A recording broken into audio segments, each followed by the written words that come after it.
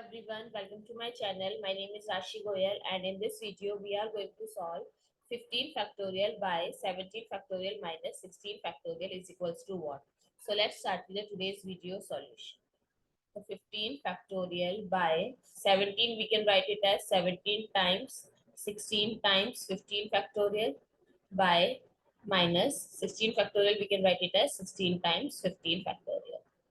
Now from the denominator, I can take 15 factorial as common. So it is left 17 times 16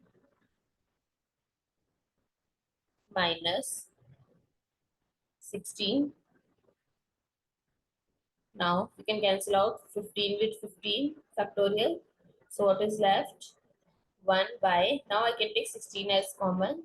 So 17 minus 1. So 1 by 16 times 16, and the square of 16 or 16 times 16 is 256. So the value is 1 by 256. I hope it's clear and you find it useful. So please give us a thumbs up and do subscribe to my channel. Stay tuned.